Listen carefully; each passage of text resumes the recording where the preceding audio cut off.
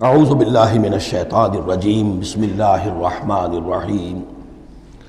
سورہ بنی اسرائیل کے تیسرے اور چوتھے رکوع کی 18 آیات میں جیسے کہ میں عرض کر چکا ہوں، حبر الامہ حضرت عبداللہ ابن عباس رضی اللہ تعالی عنہما کے قول کے مطابق تورات کی تعلیمات کا نچوڑ اللہ تعالیٰ نے دے دیا ہے۔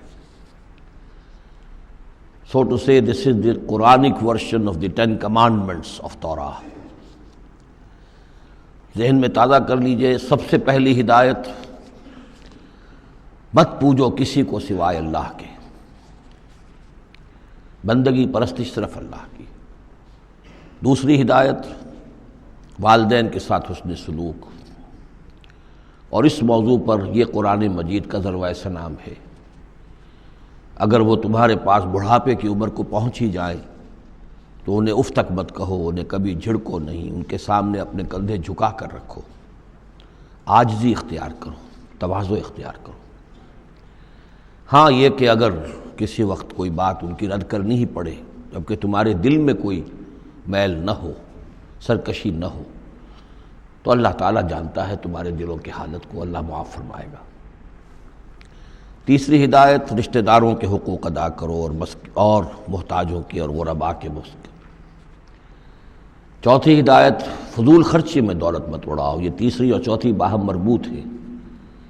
اگر فضول خرچی میں دولت اڑاؤ گے تو ادائے حقوق کے لیے پیسے نہیں آئیں گے، بلکہ انسان مصرف جو ہے اپنی فاضل دولت کا کرے۔ حقوق کا ادا کرنا، اس میں قرابت دار سب سے پہلے ہے، پھر اور جو بھی محتاج ہیں، مسکین ہیں، پھر یہ کہ اللہ کے دین کے لیے خرچ کرنا ہے۔ اس میں پھر مزید ہدایت کہ اگر کسی وقت تمہاری اپنی حالت ایسی نہ ہو کہ کسی کے ساتھ تعاون کر سکو، تب بھی یہ ہے کہ بات نرم کرو، معذرت کرو بڑے اچھے انداز میں۔ اسی سلسلے میں مزید ہدایت کہ ان صدقات اور خیرات کے معاملے میں بھی انتہا پسندی نہیں ہونی چاہیے۔ نہ یہ ہو کہ آدمی بخیل ہو جائے اور ہاتھ اپنی گردن سے باندھ لے کہ کوئی پیسہ نکلے ہی نہ یہ کہ اپنے دونوں ہاتھ کھلے چھوڑ دے، تو پھر یہ کہ اسے بعد میں پچھتانا پڑے۔ اسی میں مزید ہدایت، اگر تم اپنے کسی عزیز کا یا کسی اور بیچارے غریب انسان کا چاہتے ہو کہ اس کا حال بدل جائے، اس کی حالت بہتر ہو جائے، اپنی حد تک جو تم کر سکتے ہو ضرور کرو، لیکن یہ نہ سمجھو کہ تم کسی کی حالت بدلنے پر قادر ہو۔ کسی کے رزق کی کشادگی یا تنگی یا سراسر اللہ کے ہاتھ میں۔ ایک اور ہدایت، زنا کے قریب تک نہ پھٹکنا، یہ بہت ہی بری شے، بے حیائی اور برا راستہ ہے۔ مزید ہدایت، انسانی جان کا احترام، قتل ناحق سے بچنا، اور جو شخص ناحق قتل کر دیا جائے اس کے ورثاء کو ہم ایک اختیار دیتے ہیں، ان کے ہاتھ میں اختیار ہوتا ہے کہ قاتل کو معاف کریں یا قاتل سے جان کے بدلہ جان جو ہے اس کی لیں۔ مزید ہدایت، یتیموں کے مال کے قریب نہ پھٹکنا، لیکن بہت عمدہ طریقے سے ان کی حفاظت کرو، امانت سمجھو اس کو، یہاں تک کہ وہ اپنی بلوغت کو پہنچ جائیں، پھر یہ ہے کہ تم ان کے مال ان کے حوالے کر ہی دو گے۔ عہد کی پابندی کرو، جہاں معاہدہ ہو جائے، وعدہ ہو، اس کو پورا کرو، اور جب ناپ کا دینے لگو تو ناپو بھی پورا، اور تول کر دو تو سیدھی ترازو سے تولو۔ یہی بہتر ہے نتیجے کے اعتبار سے بھی، اسی سے جو بقیت اللہ جو بچ جائے گا تمہارے لیے، اس میں برکت ہوگی۔ اور بے ایمانی سے کم ناپ کر، کم تول کر کچھ زیادہ اگر تم نے فوری طور پر حاصل کر بھی لیا تو اس میں برکت نہیں ہوگی، بلکہ اس میں نحوست ہوگی۔ ان تمام چیزوں کے بارے میں فرمایا۔ اب جو اس کے بعد جو ہدایت ہے جو بہت اہمیت کی حامل ہے، وَلَا تَقْفُ مَا لَيْسَ لَكَ بِهِ عِلْمٌ، ایسی چیز کے پیچھے مت پڑو یا مت لگو جس کے لیے تمہارے پاس علم نہیں ہے۔ انسان کا بحیثیت اشرف المخلوقات، اس کا طرز عمل جو ہے وہ علم پر مبنی ہونا چاہیے، توہمات پر نہیں، خام خواہ کے توہمات جن کے لیے کوئی بنیاد نہیں، کوئی دلیل نہیں، ان توہمات کے اوپر انسان اپنی روش کو استوار کرے، یہ اس کے شایع نشان نہیں ہے۔ البتہ اب علم جو ہے وہ دو طرح کے ہیں، یہ ہم سورہ بقرہ کے چوتھے رکوع میں دیکھ آئے ہیں۔ ایک ہے ہیومن نالج، ایکوائرڈ نالج، انسان جو علم حاصل کرتا ہے، اور ایک ہے ریویلڈ نالج جو اسے دیا جاتا ہے۔ وہ وحی کے ذریعے سے آتا ہے، الہام کے ذریعے سے آتا ہے۔ وہ ریویل نالج جو ہے اس کے ریسیپینٹ جو ہے وہ ہیومن سول ہے، اسپرٹ ہے، یہ نہیں ہے، یہ سینسز نہیں ہے، یہ دماغ نہیں ہے۔ وحی چاہے جلی ہو چاہے خفی ہو، الہام ہو، کشف ہو، رؤیا صادقہ ہو، کوئی بھی شے ہو، اس کا تعلق اس حیوانی وجود سے نہیں ہے، اس کا در حقیقت اس روحانی وجود سے ہے جس کا مسکن قلب ہے۔ اب ظاہر بات ہے کہ اس میں بھی جو وحی خفی عام لوگوں کو ہو جاتی ہے، الہام ہو جاتا ہے، کچھ اور ہو جاتا ہے، وہ بھی کوئی دلیل نہیں ہے۔ اس شخص کے لیے تو دلیل ہے وہ، اگر وہ شریعت کے خلاف نہ ہو، لیکن کسی اور کے لیے دلیل نہیں ہے۔ جو ریویل نالج ہے اس میں صرف وحی جلی جو انبیاء کے پاس آئی ہے وہ دلیل ہے، وہ دلیل قاطع ہے، وہ برہان قاطع ہے۔ ان کے پاس جو وحی جلی آئی وہ بھی، اور جو وحی خفی آئی وہ بھی۔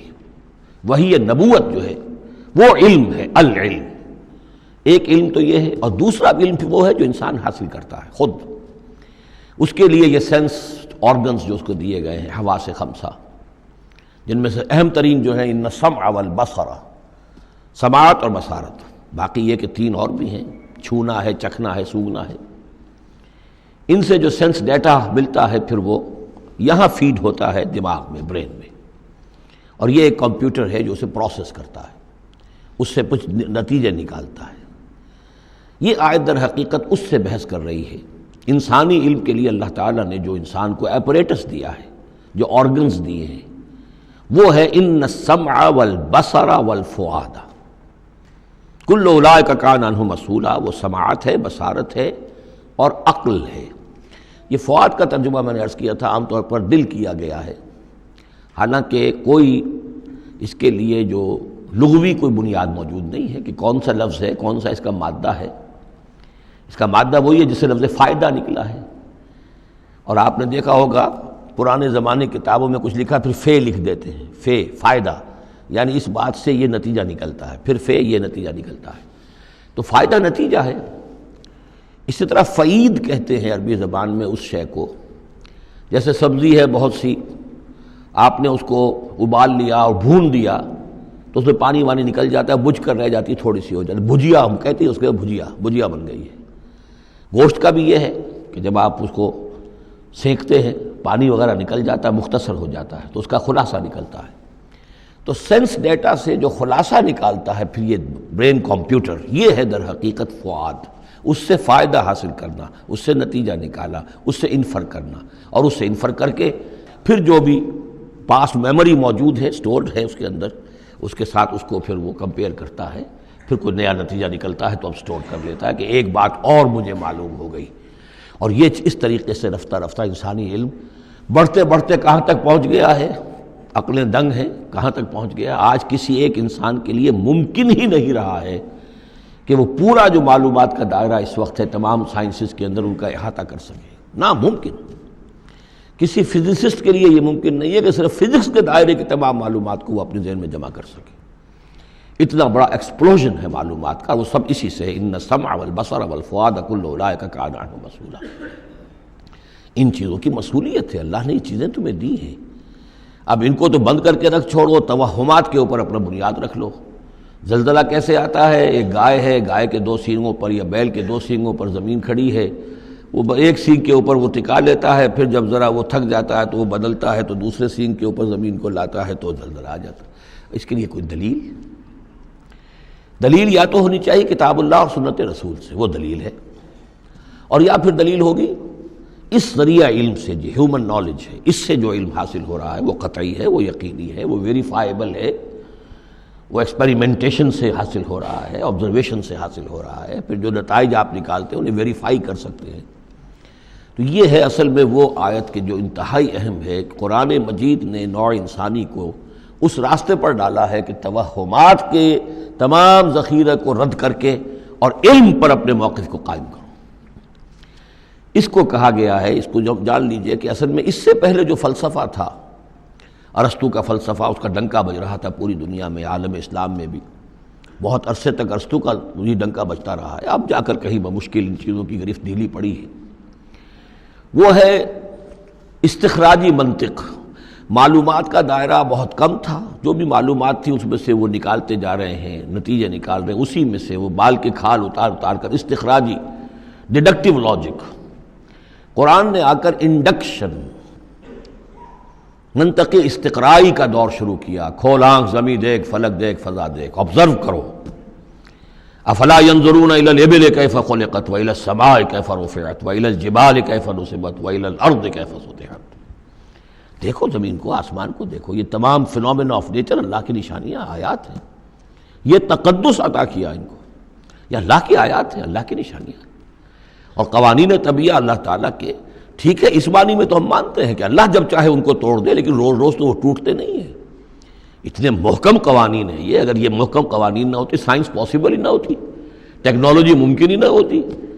کبھی کوئی قانون ہو جاتا حرکت کا، کبھی قانون حرکت کا بدل جاتا، تو پھر کیسے کوئی آپ مشین بناتے، کیسے کوئی آپ کوئی آپ کی کوئی ٹیکنالوجی ممکن نہیں تھی. These laws of nature, physical laws, وہ بہت مضبوط ہے، اللہ کے بنائے ہوئے. ہاں اللہ سے بالا تر نہیں ہے. یہ نہیں ہے کہ اللہ بھی پابند ہو گیا انہی کا. ظاہر بات ہے کہ سمندر ایک ہی دفعہ پھٹا ہے حضرت موسیٰ علیہ السلام کے لیے معجزے کے طور پر. روز روز تو نہیں پھٹتا سمندر. آگ نے ایک ہی مرتبہ جلانے سے انکار کیا ہے حضرت ابراہیم علیہ السلام کو، باقی روز روز تو نہیں. تو یہ چیزیں شاذ ہوتی ہیں، لیکن یہ کہ یہ معجزے کو ہم مانتے ہیں. اللہ تعالیٰ جب چاہے اپنے قوانین کو توڑ دے، لیکن یہ قوانین روز روز نہیں ٹوٹتے. یہ قوانین جو ہے مستقل ہے، دائم ہے، اور انہی کے ذریعے سے یہ پاسبل ہے سائنس. تو در حقیقت علامہ اقبال کا ایک بہت اہم نظریہ ہے جس کی طرف میں توجہ دلانا چاہتا ہوں. انہوں نے اپنے خطبات میں یہ بات کہی ہے: The inner core of the present Western civilization is Quranic. اس موجودہ مغربی تہذیب کی بھی جو انر کور ہے، اس کا جو خالص اندرونی جو اس کا محور ہے، وہ خالص قرآنی ہے، کیونکہ یہ سائنس پر قائم ہے.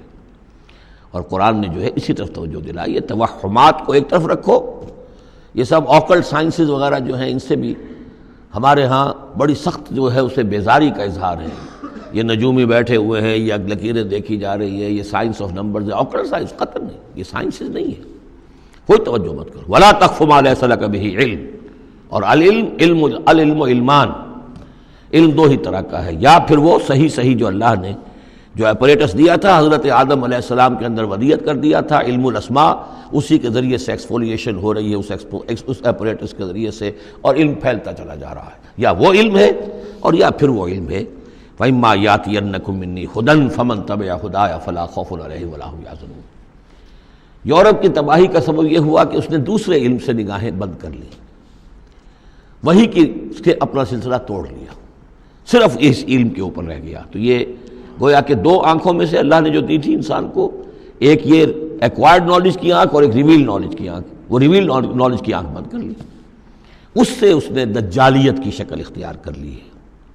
ورنہ خود اپنی جگہ پر یہ ایکوائرڈ نالج، یہ علم الاسماء، یہ اللہ کا عطا کردہ ہے. اس میں فی نفسہ ہی کوئی خرابی نہیں ہے. صرف یہ کہ دوسری طرف سے بے توجہ ہو گئی، اس نے اس کے اندر جو نتیجے کے اعتبار سے خرابی پیدا کر دی. وَلَا تَقْفُ مَا لَيْسَ لَكَ بِهِ عِلْمٌ إِنَّ السَّمْعَ وَالْبَصَرَ وَالْفُؤَادَ كُلُّ أُولَٰئِكَ كَانَ عَنْهُ مَسْئُولًا. صدق اللہ العظیم.